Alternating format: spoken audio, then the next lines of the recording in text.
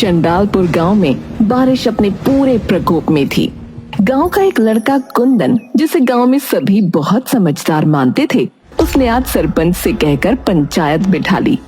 अरे भाई कुंदन, अरे गांव की तो बड़ी दुर्गति हो रही है बेटा। अरे बस उसी के लिए तो ये पंचायत बिठाई है सरपंच जी। बेटा, पर हमें तो तेरे पे ही भरोसा है। तू ही बता क्या समाधान है। पहले तो एक बार समस्या जान लेते हैं कि समस्या चल क्या रही है। हाँ भाई, बताओ जरा सारे कि क्या क्या दिक्कत आ रही है। नमस्कार सरपंच जी। नमस्ते कुंदन भाई। नमस्ते भाई, बताओ क्या तकलीफ है। भाई तकलीफ एक नहीं कई है।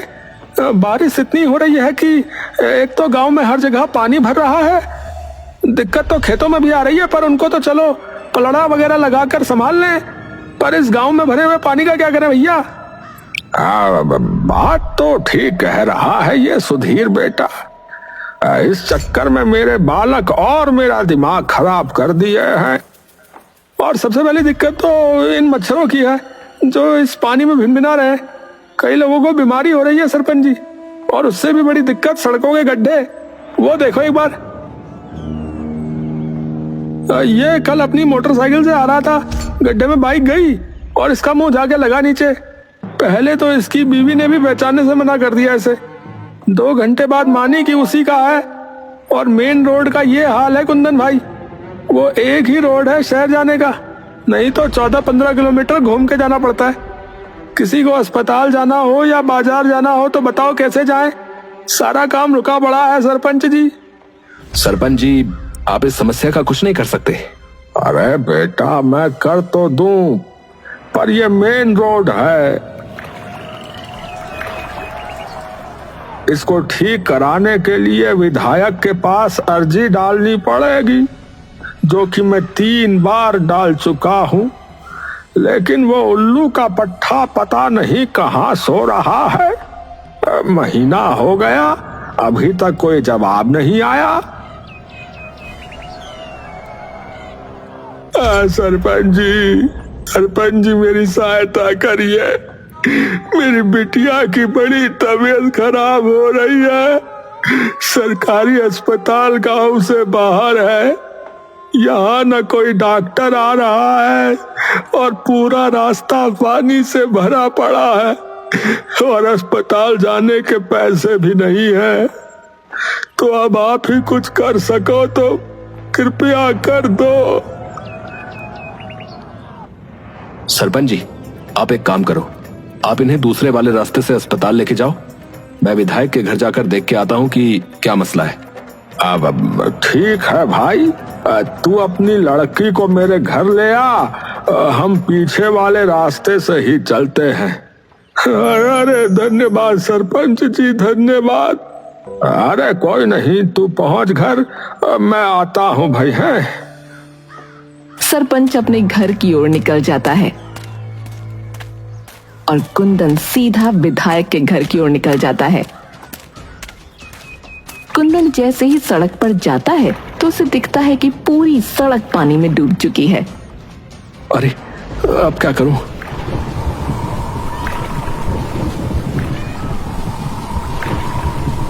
सत्यानाश, ये भी अभी ही होना था।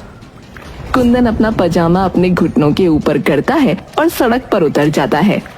जैसे ही वो थोड़ा आगे बढ़ता है, उसका पांव गड्ढे में चला जाता है और पानी उसकी छाती तक आ जाता है। अरे हे राम, सीधा साबरमती ना निकल जाऊं। हे। कुंदन धीरे धीरे करके आगे बढ़ने लगता है और किसी तरह विधायक की कोठी तक पहुंच ही जाता है। वो गेट पर दस्तक देने ही वाला था कि तभी वहां का चौकीदार दौड़ा दौड़ा आता है। अरे साहब जी, नो नो, कहाँ जा रहे हो साहब जी? नहीं नहीं, वहां नहीं जाना है। अरे साहब जी, आप जाइए यहाँ से, यहाँ कोई नहीं है। अरे क्यों झूठ बोल रहे हो भाई? तुम हो तो सही। अरे साहब जी, क्या बात करते हो आप? अरे भाई, मुझे बस ये बता दो कि विधायक जी कहाँ हैं? अरे वो गांव गए हैं। गांव गए? कौन सा गांव? यही गांव है उनका? अरे आप जाओ साहब। कुंदन अब गुस्से में चौकीदार की ओर देखने लगता है, पर तभी अंदर से विधायक की आवाज आती है। अरे बहादुर, अरे मेरी गैस की गोली कहाँ रख दी? कुंदन एकदम से दरवाजे की तरफ देखता है। जल्दी आ गए शहर से विधायक जी? जमीन के नीचे से आए क्या?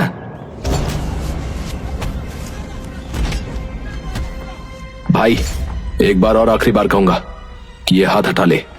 अरे आप जाओ ना साहब जी, कहीं से भी आ जाते हो। इतनी देर से कह रहा हूं रहने दे, हैं? समझ नहीं आ रही? साहब जी हमको क्यों मार रहे हो भाई?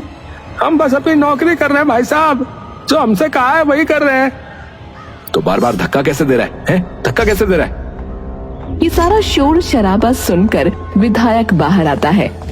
अरे ये क्या संग्राम मचा रखा है? साहब जी ये देखो, ये साहब जी हमें मार रहे हैं। हम जब उन्हें अंदर आने से रोक रहे थे तो। क्यों भाई, हैं? कैसे कौन रहा है? क्या हो गया? अरे मैं आराम से बात कर रहा हूँ, ये बेफालतू में धक्के दिए जा रहा है। मुझे बस आपसे बात करनी थी। अरे बहादुर तू जा। चौकीदार वहाँ से चला जाता है। हाँ भाई बता। देखो विधायक जी, मैं गांव से आ रहा हूँ। बड़ी दुर्गति हुई पड़ी है पूरे गांव की। मेन रोड का बुरा हाल है, लोग बड़ी तकलीफ में हैं। शहर जाने के लिए 15-20 किलोमीटर घूम के जाना पड़ रहा है। सारा रास्ता बंद पड़ा है। पूरे गांव में पानी की निकासी की दिक्कत आ रही है और पानी भरने की वजह से मच्छर हो गए, जिससे लोग बीमार पड़ रहे हैं। अब एकदम से किसी की तबीयत खराब हो गई तो बताओ कहाँ लेके जाए? अरे हाँ, तो एप्लीकेशन भेजनी होती है, ऐसी थोड़ी हो जाएगा काम। 3 बार भेज दी विधायक जी और महीना हो गया, कोई जवाब नहीं आया, इसीलिए आया हूं यहाँ। अरे तो टाइम लगता है इन चीजों में, है? अरे मेरे सिर पे खड़े होने से क्या होगा? महीना हो गया, अब क्या किसी के मरने पे ही कुछ होगा? और आप ही करवाओगे काम तो? अरे हाँ, तुम्हारा ठेका जो उठा रखा है? चल जा यहाँ से। तो और किसने उठा रखा है? सुन, तेरे जैसे 4 लौंडों को मार के फिकवाया है, तो तू क्यों अपने दिन ला रहा है? चुपचाप निकल जा, बता रहा हूँ। कुंदन वहाँ चुपचाप खड़ा उन्हें देखता रहता है और विधायक उसके मुंह पर दरवाजा बंद कर देता है। कुंदन हार मानकर सर झुकाए वापस अपने गांव लौट आता है, पर जैसे ही वो अपने घर की ओर जा रहा था, उसे जोर जोर से चीखने चिल्लाने की आवाज सुनाई देती है। वो दौड़ता हुआ उस आवाज की तरफ जाता है। जैसे ही वो आवाज के करीब पहुंचता है तो देखता है कि एक घर के बाहर बहुत भीड़ लगी हुई है। पूरा जमावड़ा एकत्र हो रखा है। हे राम, ये क्या हो गया? कुंदन जैसे तैसे भीड़ को काट कर आगे निकलता है तो देखता है कि घर के आंगन में एक बच्ची का शव जमीन पर है, जिस पर सफेद कपड़ा ढका है और उसका बाप गिरिधर सर पर हाथ रखे बैठा है और माँ छाती पीट पीट कर रो रही थी। ये सब देखकर कुंदन कुछ देर के लिए स्तब्ध वहीं खड़ा रहता है। वो थोड़ी देर बाद चारों ओर नजर घुमाता है तो देखता है कि एक कोने में सरपंच अपनी आंखें बंद किए खड़ा है। कुंदन सरपंच के पास जाता है। अरे ये क्या हुआ? अब रास्ता ज्यादा लंबा हो गया, गुड़िया अब इतना इंतजार नहीं कर पाई बेटा। कुंदन एकटक सरपंच की ओर देखता रहता है। तू गया था विधायक के यहाँ, हुई बात? हाँ हुई। तो सरपंच कुंदन की ओर देखता है। कुंदन दुख भरी शक्ल लेकर सिर नीचे झुका लेता है। कुछ भी नहीं हुआ। ये खबर नहीं बन सकती ना, इसीलिए। अरे ये तो आम ही बात है बेटा। कुंदन थोड़ी देर नीचे रखे शव को देखता रहता है और बिना किसी से बात किए अपने घर आ जाता है।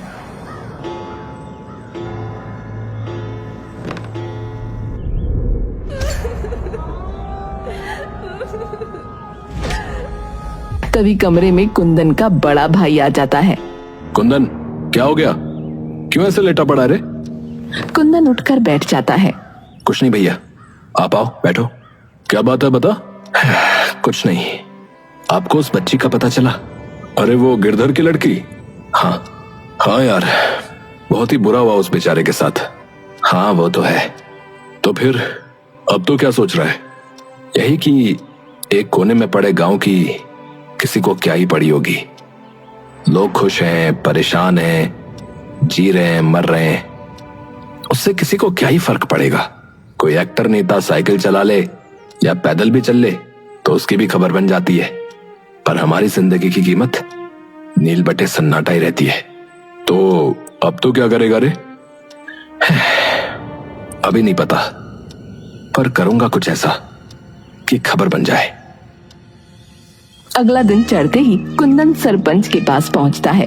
सरपंच घर के बाहर अपने पौधों को पानी डाल रहा होता है। सरपंच जी। हाँ, अरे कुंदन, अरे आओ आओ बेटा, तुम्हारे ही बारे में सोच रहा था। जी। अब क्या करना है बेटा? मेरे तो समझ से बाहर जा रही है सारी बात।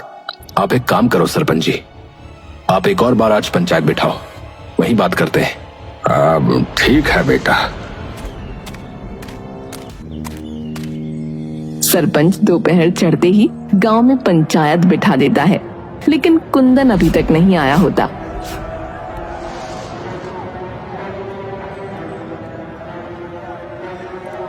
सरपंच जी, कल जो हुआ उसके बाद से हमें बहुत डर लग रहा है, कहीं हमारे बच्चे इसकी चपेट में ना आ जाएं। अरे मेरे भाई, उसी समस्या का हल निकालने के लिए तो बैठे हैं। सरपंच जी, मैंने सुना है कि इस वक्त सिर्फ हमारे गांव में ही नहीं बल्कि और कई जगहों में इसका प्रकोप फैला हुआ है। रोज अखबार में आता रहता है, कभी किसी की डेंगू से मौत, कभी मलेरिया से। तो एक खबर हमारी भी छपवा दो, क्या पता कोई मदद करने आ ही जाए।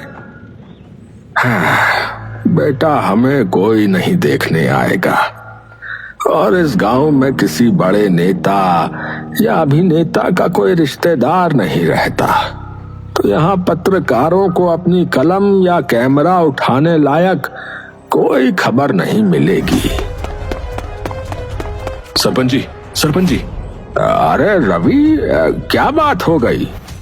वो कुंदन की तबीयत एकदम से बहुत खराब हो गई है, तो वो आ नहीं पाएगा। सरपंच एकदम से चौंक कर उठ जाता है। क्या हो गया? रुको, मैं आता हूँ। नहीं, अभी उसे अस्पताल लेके गए हैं। अच्छा, मैं बाकी आपको शाम को बताता हूँ, जैसा भी डॉक्टर बताएंगे। ठीक है, ठीक है। दिन ढलते ही सरपंच कुंदन के घर पहुंचता है। घर में रवि अकेला बैठा होता है। अरे रवि बेटा। अरे आइए आइए सरपंच जी। क्या हुआ बेटा? कुछ नहीं पंडित जी, बस अस्पताल से खबर आई थी कि तबीयत में अब भी कोई बेहतरी नहीं है। डॉक्टर कह रहे हैं कि हालत थोड़ी ज्यादा गंभीर है। राम जी, इतने भले छोरे पे ऐसी आपदा क्यों डाल दी आपने? कोई नहीं सरपंच जी, आप घर जाइए, कुछ होता है तो मैं बताता हूँ आपको। ठीक है बेटा, किसी चीज की जरूरत हो तो बताने में हिचकियो मत। ठीक है बेटा। जी सरपंच जी, धन्यवाद। कोई नहीं।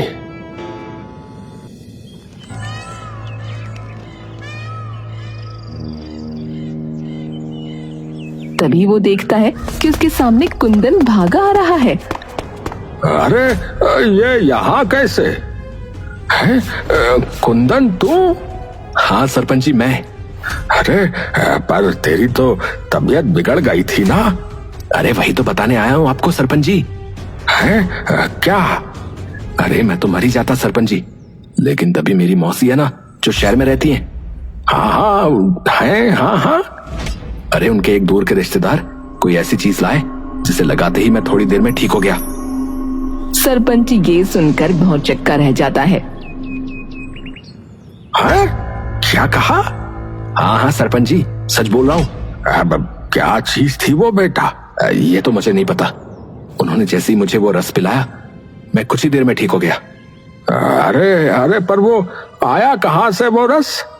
पता नहीं, पर वो कह रही थी उनके गांव के तालाब में उसका फूल उगता है। अरे तो बेटा मंगवा ले उससे, गांव के सभी बच सकते हैं फिर ऐसी बीमारियों से। वो तो मैं करवा दूंगा, पर हमारे पास एक स्वर्ण मौका है, इस वक्त गांव की सभी समस्याएं हल करने का। है?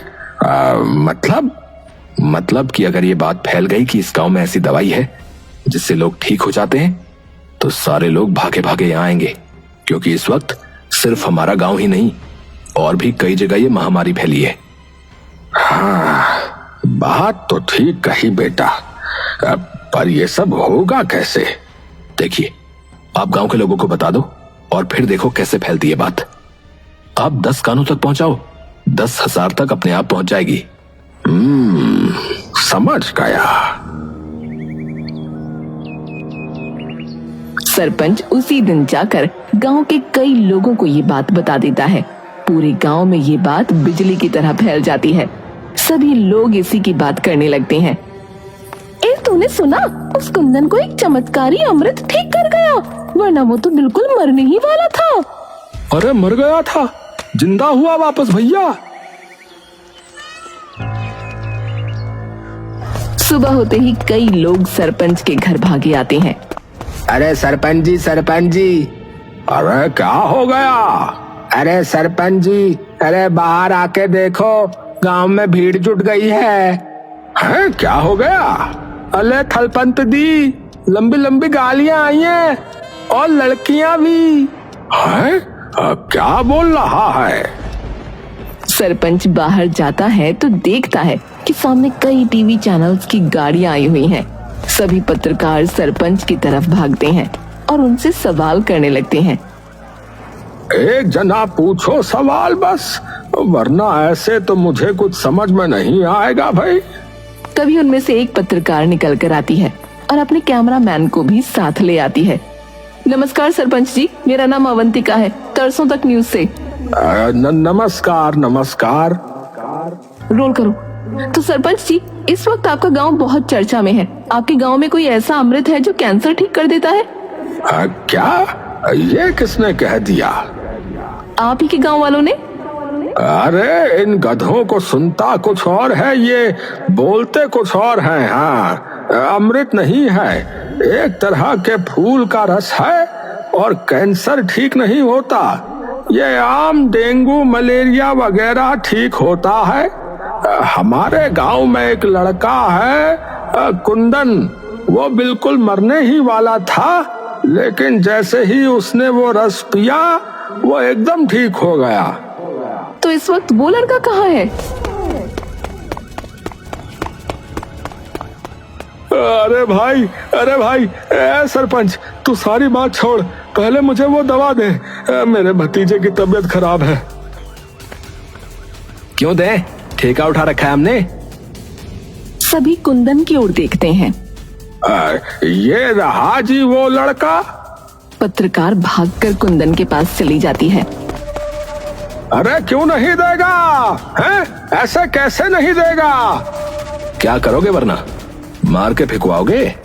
यही ना जो उस दिन बोले थे विधायक जी। सभी कैमरे एकदम से विधायक की तरफ घूम जाते हैं। जी पहले तो क्या आप अपना नाम बता सकते हैं? कुंदन कुमार चतुर्वेदी। तो क्या सच ये है कि आपकी जान किसी जादुई रस ने बचाई? कुंदन एक गहरी सांस भरता है और मुस्कुराने लगता है। क्या हुआ? ये बात एकदम झूठ है।